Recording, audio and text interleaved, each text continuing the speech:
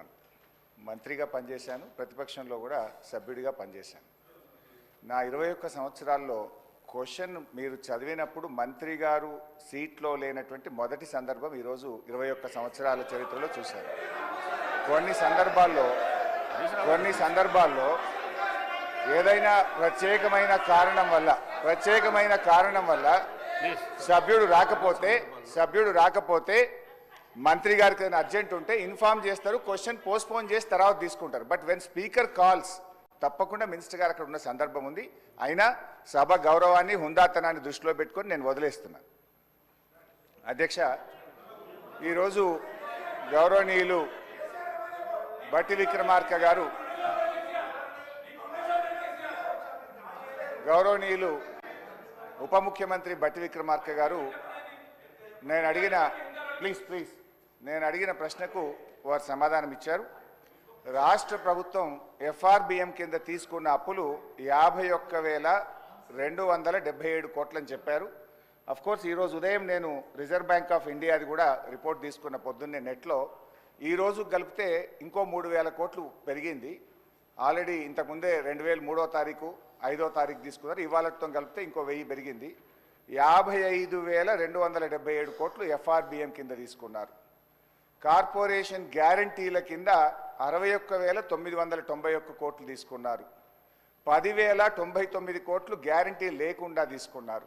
మొత్తంగా కాంగ్రెస్ పార్టీ ఏడాది పాలనలో చేసిన అప్పు ఎంత అంటే 1,27,208 కోట్లు. ఒక్క ఏడాదిలో వీళ్ళు చేసిన అప్పు 1,27,208 కోట్లు. 5 ఏళ్లకు మనం లెక్క కడితే ఎంత అవుతుందంటే అధ్యక్ష, 6,36,040 కోట్ల రూపాయలు 5 ఏళ్లలో కాంగ్రెస్ ప్రభుత్వం చేయబోయే అప్పుగా దీన్ని బట్టి మనకు స్పష్టంగా కనబడతా ఉంది. ఇకపోతే అధ్యక్ష, ఈ మధ్యకాలంలో కాంగ్రెస్ పార్టీ నాయకులు వైట్ పేపర్, కాంగ్రెస్ పార్టీ పెట్టిన వైట్ పేపర్ బుక్ కూడా తెచ్చాను అధ్యక్ష.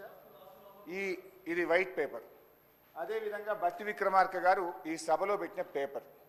దీని ఆధారంగా నేను పోయినసారి బడ్జెట్ సమావేశాల్లో కూడా చాలా స్పష్టంగా చెప్పాను. మీరు గతంలో బీఆర్ఎస్ పార్టీ 10 ఏళ్ల కాలంలో 671 అని ఒకరంటారు, 7 లక్షల కోట్లని ఒకరంటారు, 711 అని నోటికి వచ్చినట్టు మాట్లాడుతున్నారు. I challenge in this house, ఒకరోజు స్పెషల్గా డిబేట్ పెడతారా పెట్టండి, లేదు ఆడిటర్లను పిలిచి పెడతారా, ఫైనాన్స్ డిపార్ట్మెంట్ పెట్టి పిలుస్తారా పిలవండి. ఐ వాంట్ టు ప్రూవ్ 10 ఏళ్ల బీఆర్ఎస్ కాలంలో జరిగిన మొత్తం అప్పు కేవలం 4,17,496 మాత్రమే. కానీ గోరంతలు కొండంతలు చేసి గోబల్స్ ప్రచారం చేసేటువంటి ప్రయత్నాన్ని ఈ సభ ద్వారా నేను తీవ్రంగా ఖండిస్తూ ఉన్నాను. గతంలో గౌరవనీయులు బట్టి విక్రమార్క గారు ఎన్నికల ముందు ఆదాయాన్ని సమకూర్చడంలో కాంగ్రెస్ పార్టీకి అపారమైనటువంటి అనుభవం ఉంది, హామీలన్నీ నెరవేర్చడం మాకు పెద్ద సమస్యే కాదు అని ఎన్నికల ముందు చెప్పారు. వీడియో కూడా ఉంది, కావాలంటే పంపిస్తాను.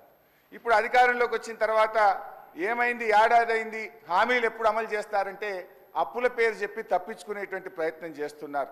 ఒక అబద్ధాన్ని 100 సార్లు చెప్తే నిజమైతే అనే విధంగా గోబల్స్ ప్రచారం చేస్తూ ఉన్నారు. అందుకే ఈ శాసనసభ వేదికగా సభ్యులకు రాష్ట్ర ప్రజలకు కూడా ఈ 7 లక్షల కోట్ల అప్పు అని కాంగ్రెస్ పార్టీ చేస్తున్న ప్రచారం తప్పు అని ఈ సభ ద్వారా రాష్ట్ర ప్రజలకు నేను తెలియజేయదలుచుకున్నా అధ్యక్ష. ఆర్బీఐ కంటే గొప్ప వాళ్ళు అయితే ఉండరు అధ్యక్ష. ఇన్ఫ్యాక్ట్ అధ్యక్ష, ఈ 4,17,496 కోట్లలో కూడా 10 ఏళ్ల బీఆర్ఎస్ పాలనలో 4-5 ప్రత్యేకమైన విషయాలు ఉన్నాయి. 2 వరుస కరోనా సంవత్సరాలు రావడం వల్ల కేంద్ర ప్రభుత్వం అప్పుడు మొత్తం దేశం యొక్క ఎకానమీ అతలాకుతలమైంది. మీరు రాష్ట్రాలు 1.75% అదనంగా అప్పులు తీసుకోండి, క్యాపిటల్ ఎక్స్పెండిచర్ చేయండి అని కేంద్ర ప్రభుత్వం చెప్పడం వల్ల మనము తీసుకున్నటువంటి అప్పులు కూడా ఉన్నాయి. ఇది కాకుండా ఉదయ్ స్కీమ్ ద్వారా, సార్ లెట్ మీ కంప్లీట్, ఆ తర్వాత అని చెప్పమనండి. Let me complete. Speaker sir, Harish Rao గారు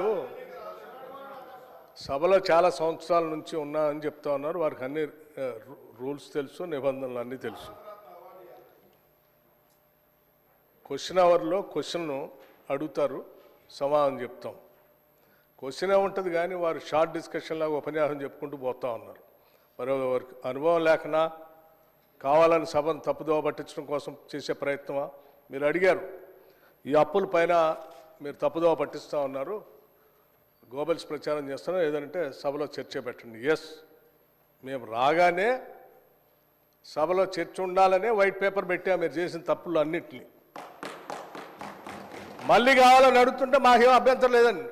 మేము అసలు పూర్తిగా ఈ సభకి రాష్ట్ర ప్రజలకి వాస్తవాలన్నీ తెలియాలనేటువంటి ఆలోచనలో స్పష్టంగా ట్రాన్స్పరెంట్గా ఉన్న గవర్నమెంట్ ఇది. ఏది దాచుకోవాలని ప్రయత్నం చేయాలి మీలాగా.